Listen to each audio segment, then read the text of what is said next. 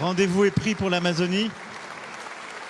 J'ai peut-être donné la parole à Cyril Ramaphosa avant de conclure.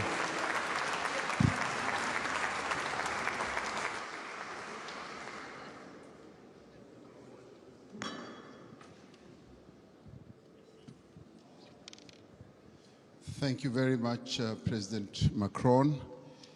Let me start off by saying, President Lula, don't worry, when we have the BRICS meeting, the issue of currency is top on the agenda, so we are going to discuss it. President Macron, I just want to start off on a very positive note in terms of what I think is evolving here. I think there is consensus that is clearly embraced by everyone that we need to address climate and poverty because they go together, there's a nexus. And as it were, we need to burn the candle on both sides. So that's important, so that's agreed. And we all recognize and accept that we need capital at scale to address the key challenges that many countries in the world face, particularly the developing economy countries. And we also would be agreed that there needs to be more cooperation and coordination between your development banks, multilateral development banks, and the private sector. There needs to be coordination so that there is no fragmentation, which you kept talking about. But I think what is important to many of us is that there should be solid consensus on the reform of the financial architecture of the world. Because without that reform, the dreams and the objectives that we have to address our challenges will not be realized. And those reforms need to touch on a whole range of issues. Mr. Mo Ibrahim yesterday even spoke about something that we may think is insignificant, that the boards of directors of your multilateral institutions are not made up of independent directors. They are largely internal people or shareholders. So that in itself, for us, it's an important reform. We also need to look at the distribution of the special drawing rights. I find it a bit difficult to be told that this is set in the rules and it will forever be like that, and that it's either you get 0 or you get 34 billion. In our view, this is not a zero-sum game. It's a game where we all need to be dealt with equity in an equitable manner. And there is a need for reform in that regard as well. And the other important thing for this to happen, it will help us not to participate as unequal cousins in these institutions. It will help us to participate fully, and so that we don't have a sense that we are beggars, that we are being dealt with out of generosity. I think it's important in the new era that the world is in now that there should be a good measure of equality among sovereign nations.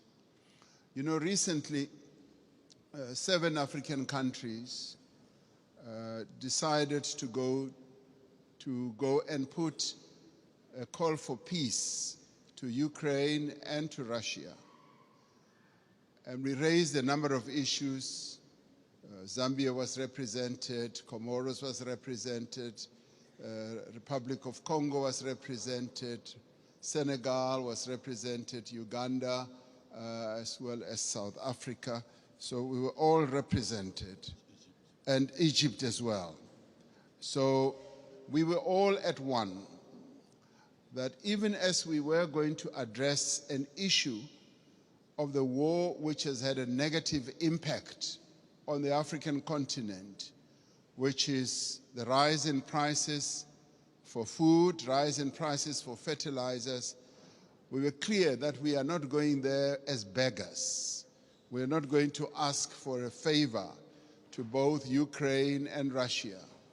We were going there to say, open up the Black Sea Channel so that the grains and the fertilizers should go into the world market. So we were not on a begging mission, even as we are in great need as a continent and all that. That should go to demonstrate that Africa should never be seen as a continent that needs generosity. We want to be treated as equals. Even in the multilateral institutions, we want to be treated as equals. And if our equity is at a low ebb, there must be ways in which that can be addressed. To us, this is very important. Our sovereignty is one of the things that we hold on dearly to.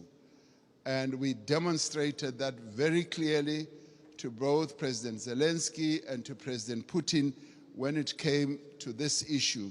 Even as there were suggestions that, yes, we can donate this, we can donate that, we said, we want you to release these grains and fertilizers to the world market so that the world can trade in these commodities and other issues we can handle in a different way. I wanted to make that point so that it should be understood where Africa has evolved up to.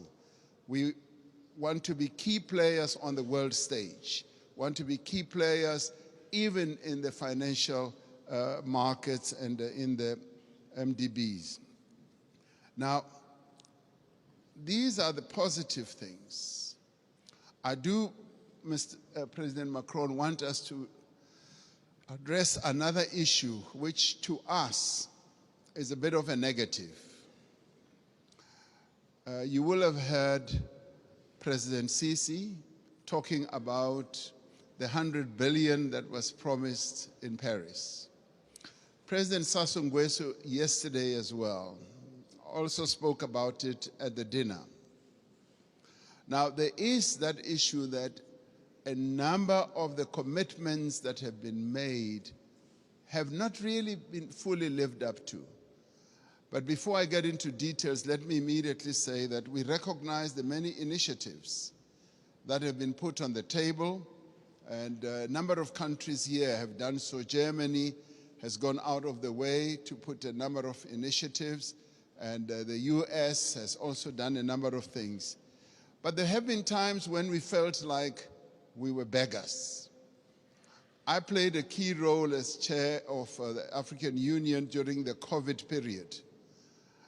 We felt like we were beggars when it came to vaccine availability, when we felt we needed access to vaccines, and the Northern Hemisphere countries had bought all the vaccines in the world, and they were hogging them. And they didn't want to release them at the time when we needed them most. And we felt like we were begging. And at times it felt like they would just be droppings from the table, that yes, we will give you that and that. And let me tell you something that generated a lot of resentment.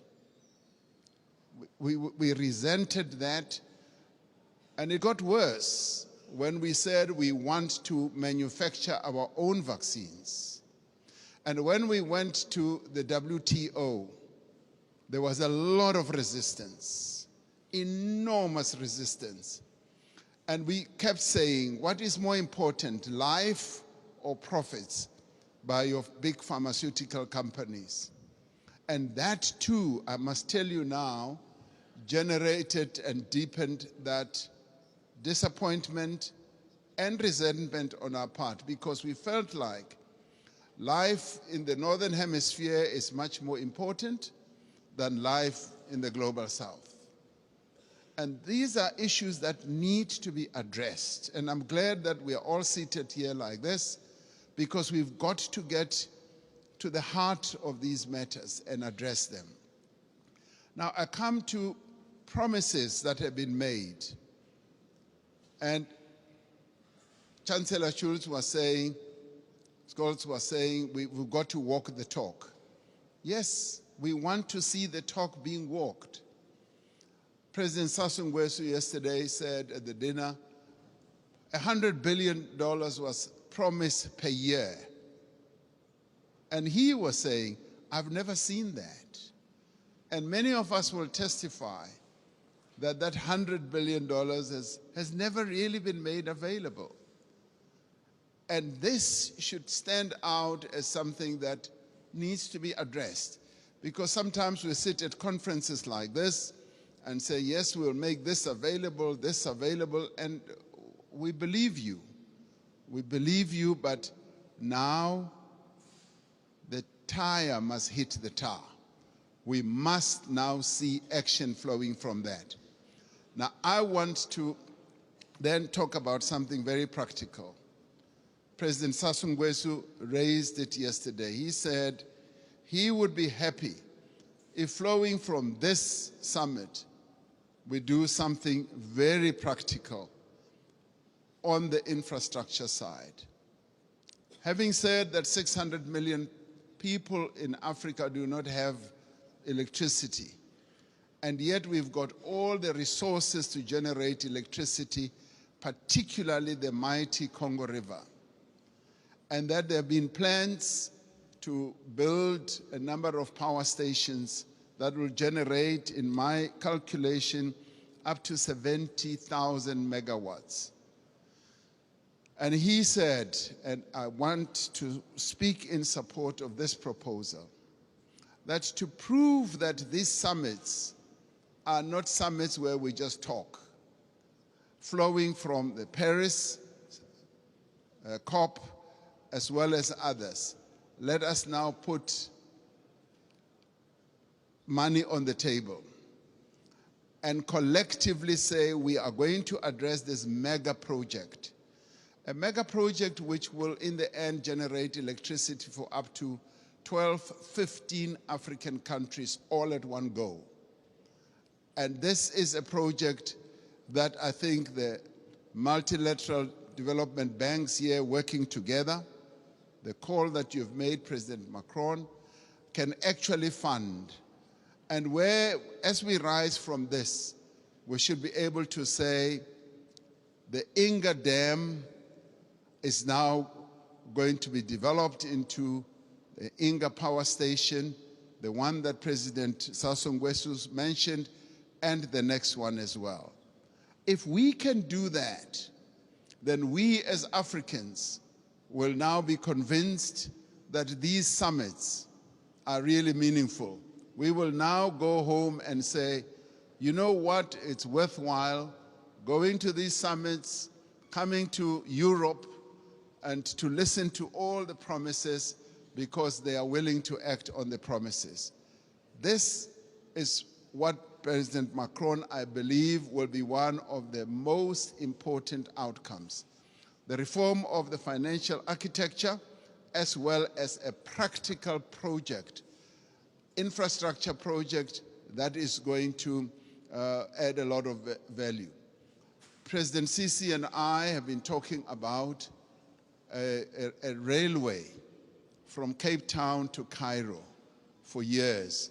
We will leave that for the next summit, but the one on generating electricity and building power stations on the Inga Dam is the most important, that is immediate, that I believe needs to be addressed now.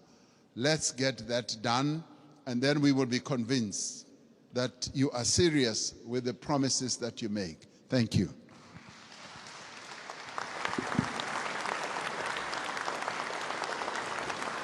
Thank you, Cyril. Thank you, everybody. Mesdames et messieurs les chefs d'État et de gouvernement, mesdames et messieurs, en vos grades et qualités, il est temps maintenant de conclure ce sommet et je vais essayer, après les discussions d'hier, le dîner que nous avons eu et l'échange très fructueux qu'il y a eu ce matin, de faire une conclusion opérationnelle. Parce que